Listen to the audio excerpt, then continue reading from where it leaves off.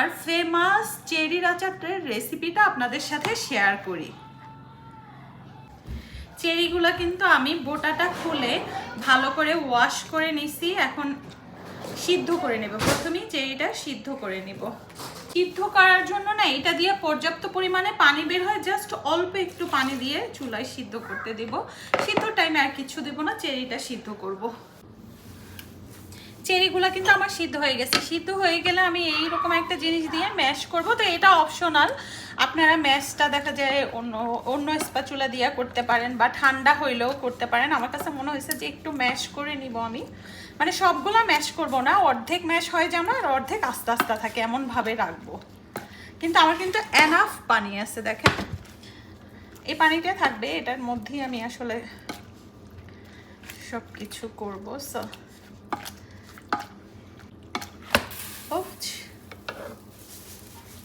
আসলে কেয়ারফুলি করা লাগে রান্নার এই জিনিসগুলো।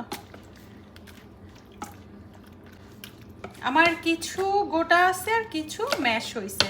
তো এই পর্যায়ে আমি এর মধ্যে আমি প্যানটা চেঞ্জ করব না, এর মধ্যে আমি মশলা দিয়ে দিব। মশলা বলতে আমি তেঁতুলটা দিব, কারণ চেরি যেহেতু এরকম টক না, তো এর মধ্যে আমার তেঁতুল যাবে। আমি তেঁতুলটা নিয়ে আসি। তো এইটার মধ্যে আমি 1 কাপ পরিমাণ তেঁতুল দিয়ে দিতেছি, নেড়ে চেড়ে নেব। তেঁতুলটা কিন্তু এমনি মেল্ট হয়ে যাবে যেহেতু আমার পানি আছে এটার মধ্যে। আর আমার চুলার জাল আছে মিডিয়াম টু লোর মাঝামাঝি। এর মধ্যে আমি একটু কিছু মশলা দিব, মানে গরম মশলা। গরম মশলা বলতে গোটা এলাচ, এর মধ্যে আমি গোটা দিয়ে দিলাম, মানে গরম মশলা, এলাচ, দারচিনি, তেজপাতা, 1/2 কাপ চিনি,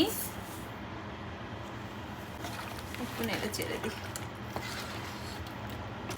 যেহেতু টক, লবণ ভালোই লাগবে। আমি 2 টিস্পুন লবণ দিলাম, এরপর লাগলে পরে দিব।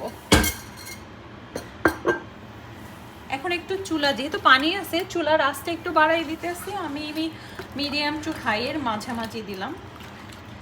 জাস্ট এটা কিন্তু আমার এনাফ পরিমাণে পানি। আমি একটু দেখাই, এই যে দেখেন এই পানিটা আমি সব মানে একদম ভুনা ভুনা করে ফেলবো। আমি প্রথম দিকে সরিষার তেল দিই না, এখন মাঝামাঝি টাইমে সরিষার তেল দিয়ে দিতেছি। অত বেশি না, অল্প দিব, যেহেতু এটা একদম ড্রাই মাখা মাখা হবে। বিসমিল্লাহ। তো জাস্ট মাঝামাঝি কিন্তু নেড়ে দিতে হবে। নেড়ে চেড়ে যখন পানিটা একদম শুকনা শুকনা হয়ে যাবে, তখন আমার আচার ডান। উঠানোর আগে কিছু মশলা দিব, বাট এখন না। আরও বেশি চিনি দিয়ে দিচ্ছি, এটা আপনাদের স্বাদ মতো মিষ্টিটা দিবেন। এরপরে আমি শুকনা কিছু মরিচ জাস্ট কেটে দিচ্ছি, এটা শুকনা মরিচটা